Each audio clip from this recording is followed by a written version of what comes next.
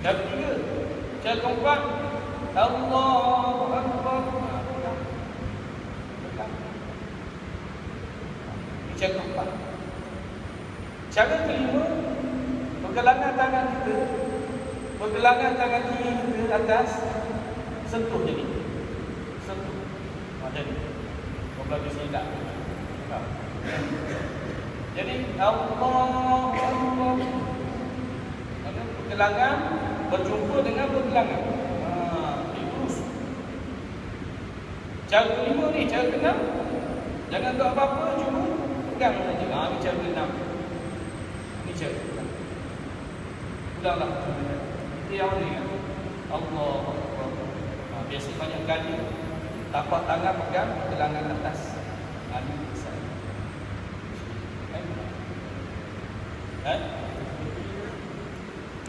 Tunggu macam ni. Dalam. Lurus. Jangan. Ada orang tanya pula kalau macam ni macam mana? Tunggu yang ni. Macam ni. Besar. Jadi pegang. Macam diam dalam sembahyang macam orang tinggalkan juga. Orang tinggal. Jadi itu dia nak tengok. Allahu Akbar. Kita tak buat kita ingat. Kita buat. Allah. Cara kamu tahu tak? Allahu Akbar. Perempuan sini lah. Perempuan sini lah. Tak buat tu boleh. Dalam cara ni boleh. Allahu Akbar. Enggak. Yang ketiga, tapak tangan, rajak sini ke dalam, lurus. Yang keempat, tegak. Yang kelima, tapak sini ke dalam lagi, lurus. Yang keenam, tegak. Nampak tak?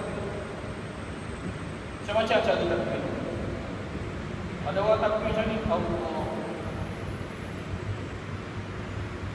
Betul tak betul? Lipat. Orang nak azab. Anak jari masuk dalam tiga naik. Allahu Akbar, Allahu Akbar. Supaya kita suara kita lagi kuat. Ada seorang pula, hayya 'alas salat. Ni banyak pula lagi ada tiga dia. Semua bodah azan nampak. Supaya orang tertarik dengan azan, terbuka hati, lembut hati nak datang sembahyang. Betul tak? Penting muazzin. Jadi takbir pertama Allahu Akbar. Riwayat pertama kata Nabi SAW angkat tangan hadba mankibaihi, searah dengan bahu. Tangan ni tuan-tuan dan puan-puan jari ni buka. Tapi jangan buka luar macam ni. Allahu Akbar. Jangan rapat. Di antara rapat dan juga berubah.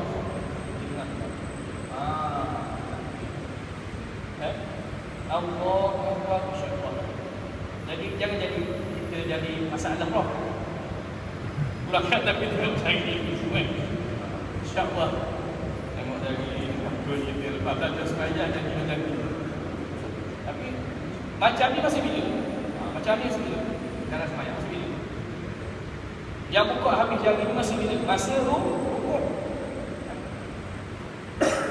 Rukuk ni jari.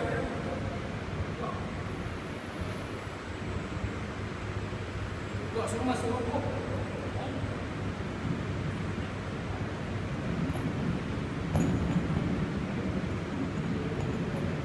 Jadi buka semua ni masa rukuk. Ini masa takbir. Masa takbir. Masa rukuk buka semua. Pegang kepala lutut 90 darjah. Tambah ya. 90 darjah. 90. Jangan pegang betis, orang pegang betis pula. Konan tu ada sembahyang betis. Betul. Ada tambah. Mata kita tengok tempat sujud. Jangan tengok macam ni, ada merokok macam ni. Sudah. Kepala diangkat. Ada duduk macam ni pun ada juga. Betul tak? Yang penting lurus 90. Jadi cara kamu angkat Allahu Akbar. Ya? Allah. Gapak masa bila? Gapak mana? Masa sujud. Sujud, jari kita ni gapak.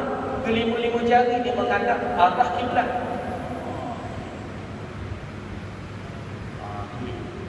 Falsafah semayang kadang tengok memang luas. Ada orang buat buku falsafah semayang berjilid-jilid. Daripada angkat takbir lagi orang kata Allah Akbar, setengah puluh ahli psikologi kata ni berserah diri Ustaz. Kalau orang nak tembok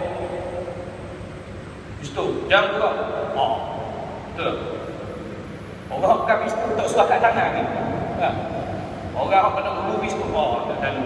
Mana pun sering berserah diri. Kajian dia lah Allah Alam. Tapi mungkin ada betul jadi situ. Mana kita serah diri kepada Allah. Allahu Akbar. Kan? Sujud apa? Siku angkat lelaki. Yang letak pun perempuan pun tak letak. Dia dapat ke badan. Lelaki buka. Kalau masa sembahyang sunat seorang boleh buka luar sikit. Tapi kalau masa berjemaah janganlah luar sangat. Kalau sebelah pun nak sujud juga, tak kita seorang, kan? Hidup pada situ belum tu, kan? Jangan letak lengan ke bawah. Ada tuan-tuan nak faham. Orang sebenarnya memang letak lengan sampai ke bawah. Memang ada pegahan daripada Nabi SAW. Cara sujud yang betul. Sebab tak semayang. Baik, kita tengok sikit kitab Al-Azkar. Al-Azkar ni sebenarnya kitab ni dia banyak berbahasa. Dia banyak berbahasa. Itu yang kita tengok buku insya-Allah. Ada boleh download. Untuk stik pun, untuk stik 40 dulu. Tak? Dulu 40. Bulan depan insya-Allah 40 dulu. Sebab buku tu sadar tak tahu dah untuk stik ke tidak. Kan menyalahi hak cipta pula. Tapi kalau rasa hak cipta terpelihara, dia tak letak dalam internet, boleh download pula. Jakim je kan. Jakim je tak perlu, agaknya lah kan. Cek dulu lah je. Jadi kalau satu jilid tu ada dua. Jilid pertama tu bab taharah bersuci, bab wudu, azan, iqamah, sembahyang. Baik, kita tengok sikit kitab Al-Azkar tentang solat. Kalau yang ada kitab 117 hal-hal yang diucapkan ketika solat, perkara yang diucapkan. Bila ucap maksudnya boleh kena keluar suara. Apa hukum orang sembahyang tak keluar suara? Sembahyang tapi suara tak. InsyaAllah kita akan tengok. Perlu diketahui bahawa bab ini sangat luas perbahasannya dengan berbagai hadis sahih dan cabang perbahasan dalam kitab-kitab fiqh yang akan kami sebutkan secara menyeluruh. Sebahagian besar dalilnya tidak saya cantumkan supaya lebih ringkas, kerana kitab ini bukan tempat perbahasan dalil-dalil. Kitab ini hanya memuatkan penjelasan mengenai amalan yang dilakukan semoga Allah memberi taufik. Jadi Imam Nawawi kata kitab ini bukan nak bahas hadis sahih, hadis dhaif pun. Al-Azkar ni tuan-tuan dan puan-puan, ada hadis sahih, ada hadis dhaif. Bukan Imam Nawawi tak tahu, dia tahu. Jadi dia susun kitab Al-Azkar nak memudahkan orang beramal. Bukannya dia nak menguatkan hadis kemudian bahas hadis sahih ke dhaif. Sebab dhaif, hadis sahih ni hadis yang tinggi martabat dia, hadis dhaif hadis yang lemah. Hadis yang lemah. Walaupun dia lemah, tapi kita boleh guna, boleh pakai hadis ni dari segi kelebihan amalan. Kelebihan amalan boleh pakai. Boleh. Jadi bukan berasal. Supaya nak memudahkan kita ni beramal. Ni kita tu bahas, ini hadis ni sahih ke tak sahih? Dhaif ke tak dhaif? Tak gamal langsung. Habis itu. Rugilah. Jadi yakinlah dengan ilmu Imam An-Nawawi yang susun kitab ni. Apa yang di dalam ni, hadis-hadis Nabi SAW diceritakan, kita amalkan. Saya ambil satu contoh. Ada orang kata bid'ah menghidupkan malam raya. Hadis Nabi SAW kata, sesiapa yang menghidupkan malam 2 hari raya, hari Aidil Fitri, Aidil Adha, tidak mati hatinya. Hari di mana matinya hati-hati manusia. Jadi Imam Nawawi kata malam tu sunat kita beramal. Tapi ada setengah orang kata, kalau tuan-tuan tengok dalam laman web Arab Melayu, dia kata antara kesalahan-kesalahan, dia kata antara kesalahan-kesalahan ketika menyambut hari raya, antaranya apa dia? Beranggapan menghidupkan malam raya tadi. Memang ada 2 hadis ni.